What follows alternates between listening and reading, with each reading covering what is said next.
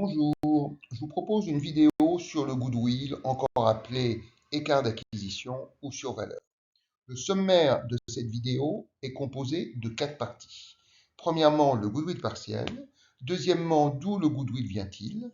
Troisièmement, le goodwill complet, encore appelé full goodwill. Et quatrièmement, dans l'hypothèse où le goodwill est négatif, le badwill.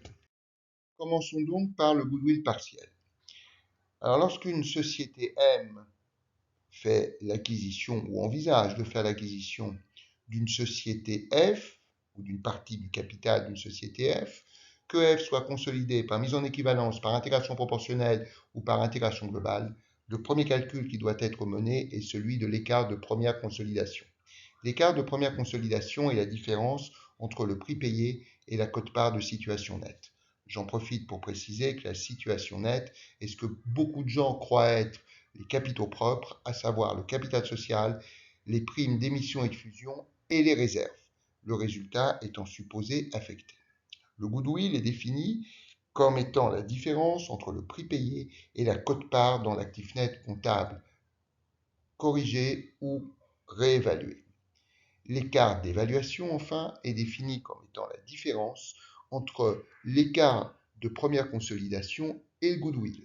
Ce qui veut donc dire que l'écart de première consolidation peut être ventilé, on va voir ça sur un exemple chiffré dans un instant, en goodwill d'une part et écart d'évaluation d'autre part. Alors on peut calculer l'écart d'évaluation autrement. À partir du moment où l'écart de première consolidation en rouge est égal à prix payé moins quote-part de situation nette et où le goodwill en vert est égal à prix payé moins quote-part d'actifs nets comptables corrigés, l'écart d'évaluation est égal à prix payé moins quote-part de situation nette moins prix payé plus quote-part d'actifs nets comptables corrigés. Bref, en simplifiant par prix payé, ça nous fait que l'écart d'évaluation est égal à la quote-part d'actifs nets comptables corrigés moins la quote-part de situation nette, c'est-à-dire la quote-part dans l'écart de réévaluation que la société F dont on fait l'acquisition n'a pas fait figurer dans ses comptes. Je rappelle qu'il est tout à fait possible en France de réévaluer librement le bilan d'une entreprise, c'est-à-dire d'extérioriser des plus-values latentes, sauf que cet écart de réévaluation, qui fait partie des capitaux propres, doit être réintégré au moment du passage du résultat comptable au résultat fiscal.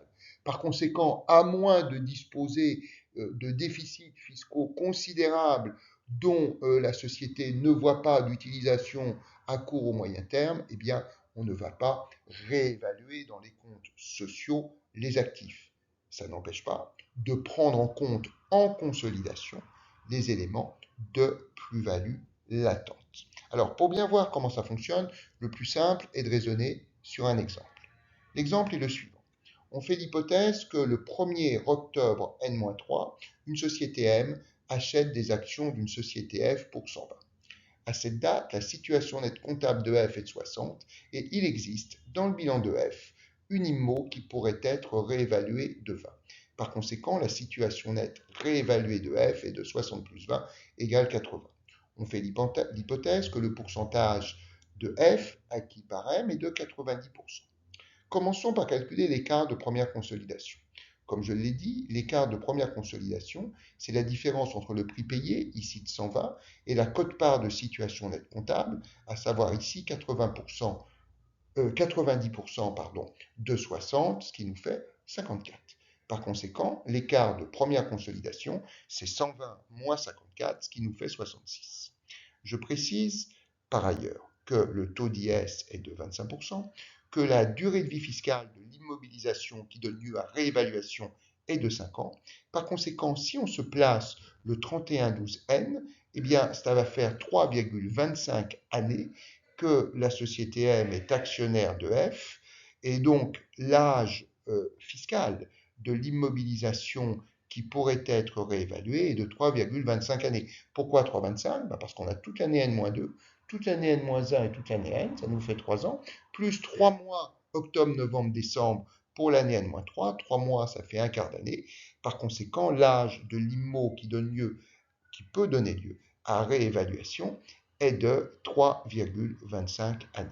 Alors procédons maintenant à la ventilation de cet écart de première consolidation.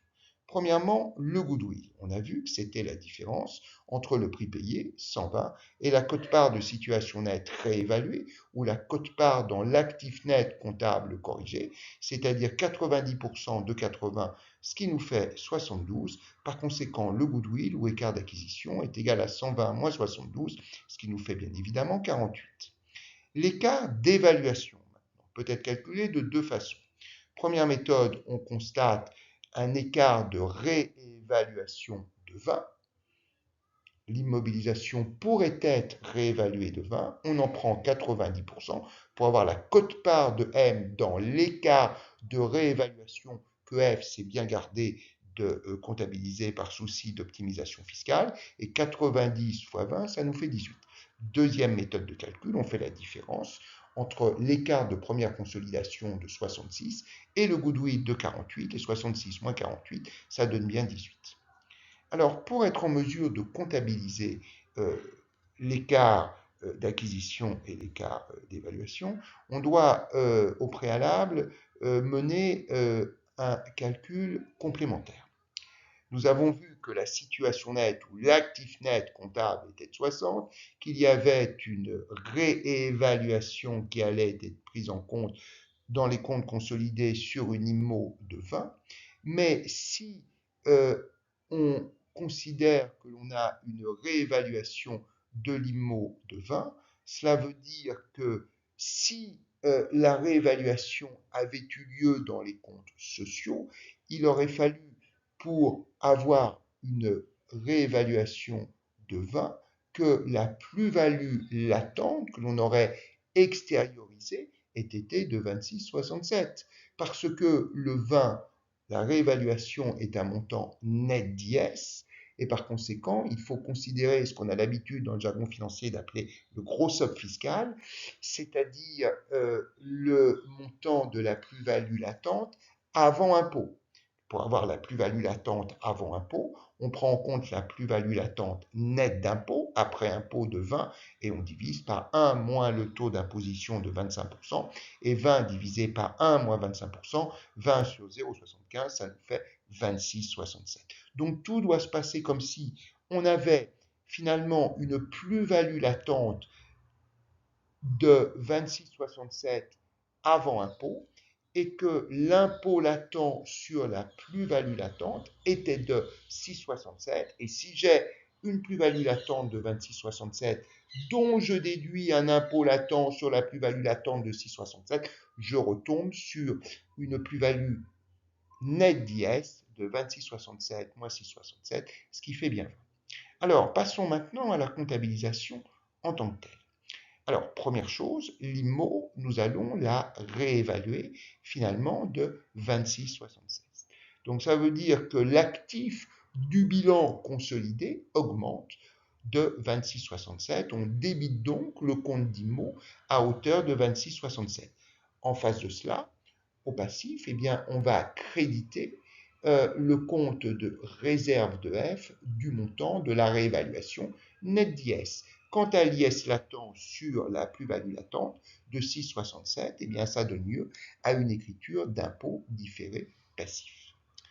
Par ailleurs, cette immobilisation qui est réévaluée à l'actif à hauteur de 26,67 va être chaque année amortie. Alors, nous savons que la durée de vie fiscale de l'IMO est de 5 ans. Par conséquent, le compte de classe 2 du bilan d'amortissement va être crédité chaque année de 1/5 de 26,67. Au bout de 3,25 années, le montant du solde du compte d'amortissement va donc être égal à 26,67 divisé par 5, puisque ça amortit sur 5 ans, multiplié par 3,25, ce qui donne 17,33. En face du crédit de ce compte d'amortissement pour 17,33, on doit considérer que, premièrement, au cours de l'exercice N, on aura eu, au niveau du compte de résultat, une dotation aux amortissements égale à 20, qui est le montant de la réévaluation nette d'IS, divisé par 5, ce qui fait 4. Donc le résultat de F diminue de 4, et c'est pour ça qu'au niveau du bilan, on débite le compte résultat de F à hauteur de 4. La réduction des résultats passés a par ailleurs eu lieu, c'est-à-dire que chaque année, il y a eu, pour peu qu'on ait eu des années complètes, 4 de dotation aux amortissements en N-1 et en N-2. Par ailleurs, en N-3, on a eu 0,25 années de dotation aux amortissements, c'est-à-dire 0,25 fois 4, 4 fois un quart, ce qui fait 1. Ça veut dire qu'au total, eh bien, dans le passé, entre N-3, N-2 et N-1, on a eu une somme de dotation aux amortissements égale finalement à 4 que multiplie de 25, ce qui nous donne 9. Et donc on réduit les réserves de F, on débite le compte de réserve de F au bilan consolidé de 9. L'écart entre le solde du compte d'amortissement en jaune 17,33 et la somme des dotations depuis l'année N-3, 4 plus 9, c'est-à-dire 13, l'écart entre 17,33 et 13, c'est-à-dire 4,33, donne lieu à une écriture d'impôt différé actif. Ça, c'était pour l'écart d'évaluation. Maintenant, pour ce qui est de l'écart d'acquisition. Alors, avant de procéder à sa comptabilisation, je fais une hypothèse complémentaire. C'est-à-dire que cet écart d'acquisition de 48 a dû être déprécié à hauteur de 18 en N-1 et à hauteur de 10 en N. Sur ces bases, passons à la comptabilisation de l'écart d'acquisition au bilan. Donc, premièrement, l'écart d'acquisition, c'est un actif. Donc, on va débiter un compte d'écart d'acquisition pour 48, en contrepartie de quoi on va créditer le compte de titre de participation de 48. Par ailleurs,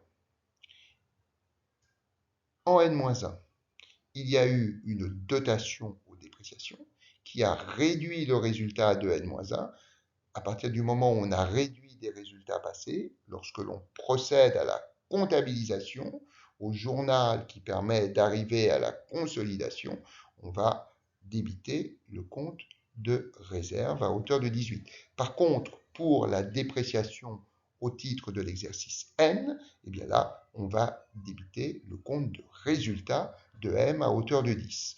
En contrepartie de quoi? Eh bien, on va réduire la valeur nette comptable de l'écart d'acquisition. Par conséquent, on crédite à hauteur de 18 plus 20 égale 28 le compte d'écart d'acquisition.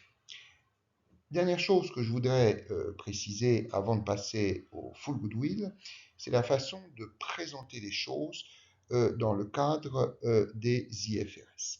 Je veux dire que la présentation qui est ici est celle que l'on va pratiquer dans le cadre d'un environnement ANC 2020-01. En revanche, la norme IFRS 3 prévoit une présentation particulière du calcul du goodwill, que l'on va d'ailleurs appeler le goodwill partiel, par opposition au goodwill complet, au full goodwill, qu'on va voir dans la prochaine slide. Alors, ce tableau doit comporter 3 colonnes. Une première colonne qui va s'appeler goodwill partiel, et cette première colonne va donner lieu à ventilation entre parts du groupe et parts des minoritaires. Alors, dans les calculs qui ont été faits précédemment, et si on regarde ce qui est en haut à gauche en termes de définition, on a vu que le goodwill, c'était prix payé moins la quote-part dans l'actif net comptable corrigé. Eh bien, désormais, si on veut se mettre dans la logique de la norme IFRS 3, plutôt que de dire je fais prix payé moins quote-part d'actif net comptable corrigé, je vais faire prix payé plus la quote-part des minoritaires dans l'actif net comptable corrigé, et ensuite, j'enlèverai la totalité de l'actif net comptable corrigé. Je veux dire, si j'ai une société M qui achète 90% de F, plutôt que de dire je fais prix payé moins 90% de l'actif net comptable corrigé de F, je dis, je fais prix payé plus 10% de l'actif net comptable corrigé, moins 100% de l'actif net comptable corrigé. Donc si je fais 10% moins 100%, bah, ça fait bien moins 90%. Ce qui veut dire que ce que l'on va voir dans un instant, à savoir le calcul du goodwill partiel sous la norme IFRS 3, c'est une autre façon de faire le calcul du goodwill, mais qui arrivera exactement au même résultat. Alors, allons-y. Le prix payé est de 120. Les intérêts minoritaires valorisés comme étant leur quote-part dans l'actif net comptable corrigé. Je rappelle que F est acquise à hauteur de 90% par M, donc les minoritaires ont 10%. Donc 10% de la situation nette réévaluée ou de l'actif net comptable corrigé, 10% de 80, ça fait 8. Donc on a un total, prix payé plus intérêt minoritaire, égale 120 plus 8 égale 128, dont on déduit les 80 d'actifs nets comptables corrigés, et 128 moins 80, ça nous permet bien de retrouver le montant de 48. Alors, dans la colonne dont part du groupe, on reprend le prix payé. On est bien d'accord que c'est M qui supporte le prix payé. Les minoritaires n'achètent rien, ne décaissent rien.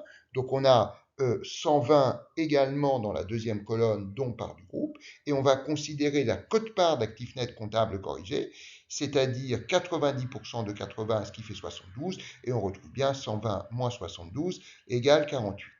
Pour ce qui est des minoritaires, eh bien, on reprend les 8 de quote-part des minoritaires dans l'actif net comptable corrigé à la deuxième ligne du tableau.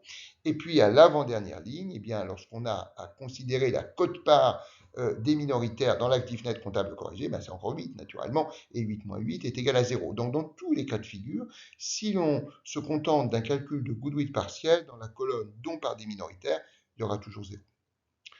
Alors, passons maintenant, avant d'aborder la question du full goodwill, du goodwill complet, nous allons passer à la raison d'être, à la justification du goodwill. Alors, d'où le goodwill vient-il? Alors, tout d'abord, il vient du paiement par l'acquéreur de la valeur, ou d'une partie, de la valeur des synergies futures permises par l'intégration de la nouvelle entité au sein des activités existantes de l'acquéreur. C'est ce qu'on appelle les synergies externes. À cela s'ajoute l'achat du capital immatériel de l'entreprise, c'est-à-dire sa notoriété, la qualité de ses équipes et la part de marché. Et on appelle ça les synergies internes. Passons maintenant au goodwill complet. Alors, je reprends l'exemple précédent, à savoir que la date d'acquisition est 1er octobre N-3, le prix payé pour les actions F est de 120, la situation nette comptable le jour de l'acquisition de F est de 60, une IMO peut être réévaluée à hauteur de 20, bref, la situation nette réévaluée ou l'actif net comptable corrigé est de 80 et le pourcentage acquis est de 90%. J'introduis juste une information financière complémentaire qui est que la juste valeur de F est de 95. Alors, nous avons vu que le goodwill était égal au prix payé 120 moins la quote-part d'actifs nets comptable corrigé, c'est-à-dire moins 90% de 80, ce qui fait 72, et nous trouvons bien le 120 de prix payé moins 72 de quote-part d'actifs nets comptable corrigé est égal au goodwill de 48. On peut calculer la différence entre la juste valeur, 95, et l'actif net comptable corrigé, 80. Cette différence est égale à 15. Eh bien, cette différence va correspondre aux synergies internes et on va considérer que les minoritaires vont supporter un goodwill à hauteur de 10% de cette différence, 10% de 15, ce qui fait 1,5. Alors, on peut faire les ventilations suivantes. Je vais lire ce que je viens de faire apparaître à l'écran en partant du bas. Tout d'abord, la différence entre l'actif net comptable corrigé, 80, et la situation nette comptable, ou l'actif net comptable, 60, c'est l'écart de réévaluation de 20 que F n'a pas fait figurer dans ses comptes par souci d'optimisation fiscale.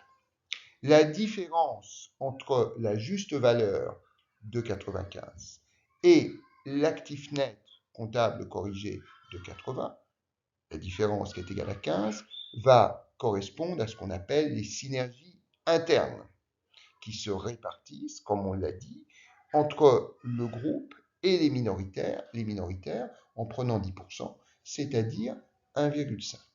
Et enfin, dernière chose, la différence entre le prix payé et la quote-part dans la juste valeur, c'est-à-dire 90% de 95, ce qui fait 85,5. La différence entre 120 et 85,5, à savoir 34,5, ça correspond aux synergies externes qui sont payées par l'acquéreur.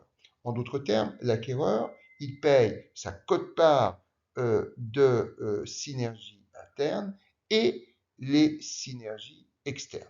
Alors, on va devoir présenter le calcul du goodwill complet dans un tableau qui ressemble à celui du goodwill partiel, donc 3 colonnes, goodwill complet, dont part du groupe 90% et dont part des minoritaires 10%.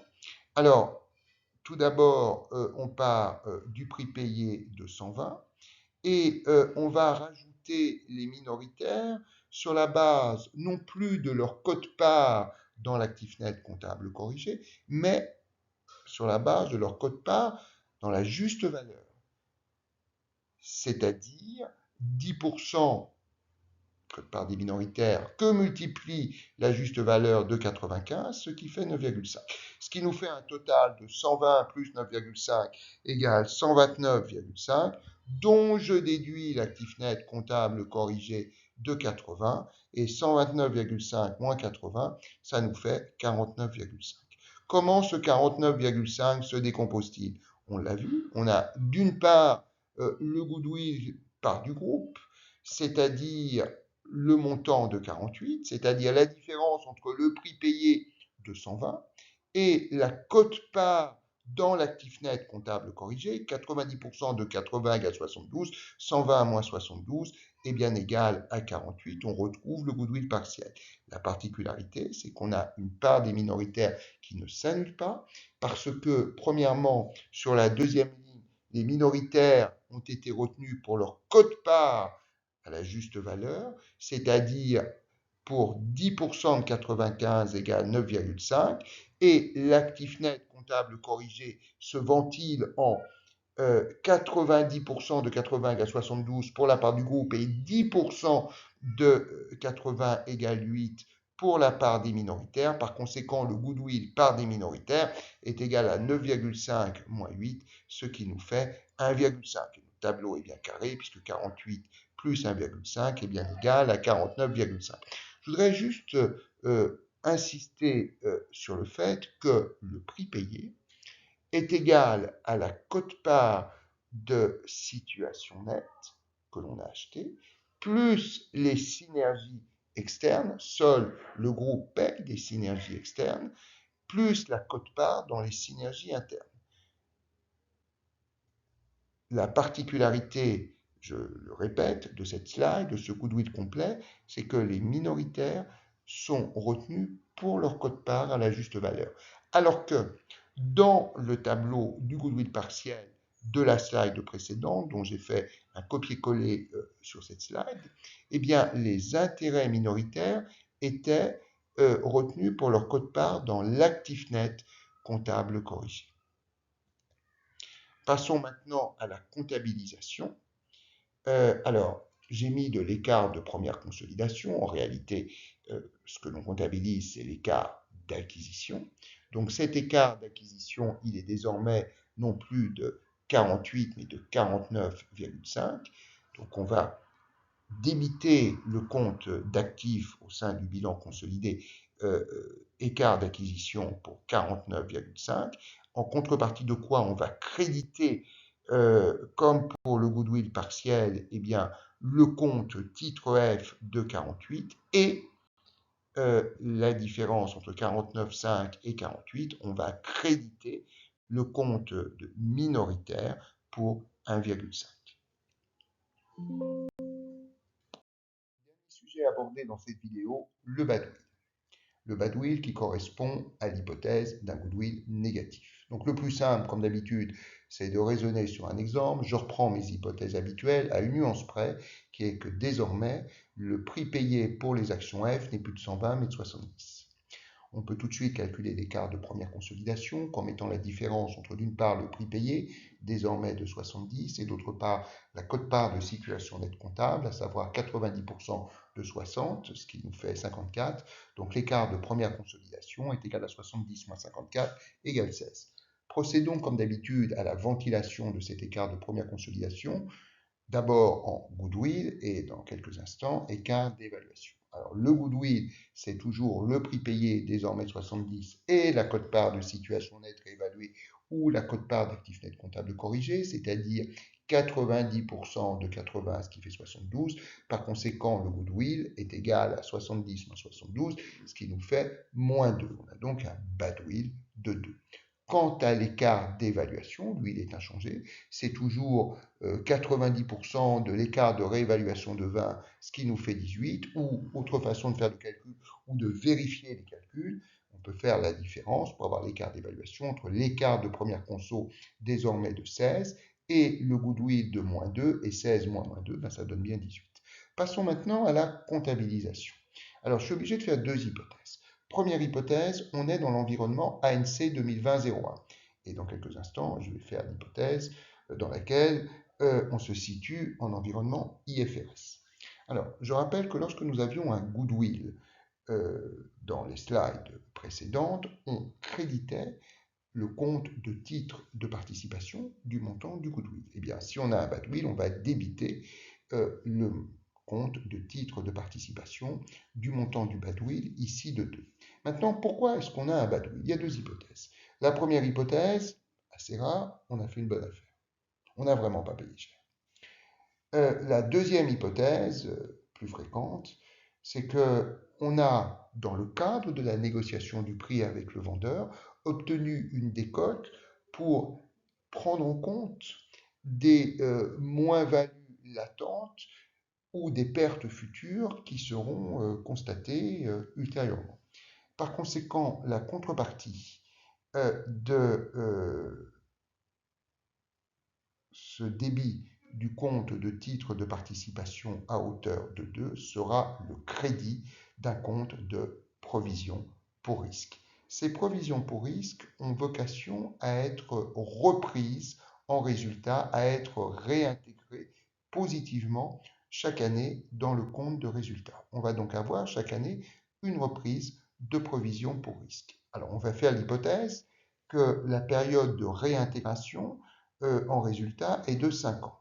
Donc si j'ai un badwill de 2, une période de réintégration de 5 ans, ben, j'ai une reprise annuelle de provision de 2 divisé par 5 égale 0,4. Donc pour l'année N, on a une reprise de badwill qui augmente le résultat, donc on crédite le résultat à hauteur de 0,4 dans le bilan.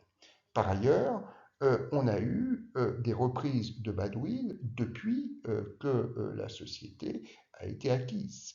C'est-à-dire qu'on a eu une reprise de badwill en N-3, en N-2 et en N-1, c'est-à-dire pendant 2,25 années. Donc on a eu des reprises de badwill pour un montant total de 2,25 fois 0,4, ce qui fait 0,9. Donc à partir du moment où on prend en compte des produits d'années antérieures à l'exercice N, au lieu de dire que l'on crédite le compte résultat du bilan, eh bien on crédite le compte de réserve pour donc, on l'a dit, 0,4 fois 2,25 égale 0,9. En contrepartie de quoi? Eh bien on a diminué, donc débité le compte de provision pour risque pour 0,9 plus 0,4 égale 1,3. Ça, c'était dans l'environnement ANC 2020-01.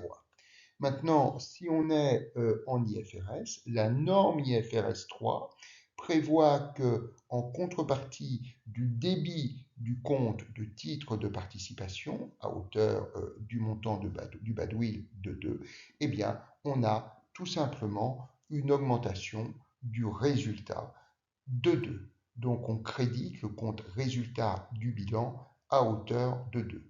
Donc, finalement, la différence entre l'ANC 2020-01 et l'IFRS 3, c'est qu'en 2020-01, on étale la prise en compte en résultat dans le temps, alors qu'en IFRS 3, eh bien, on constate immédiatement en produit, en profit, le montant du badwill.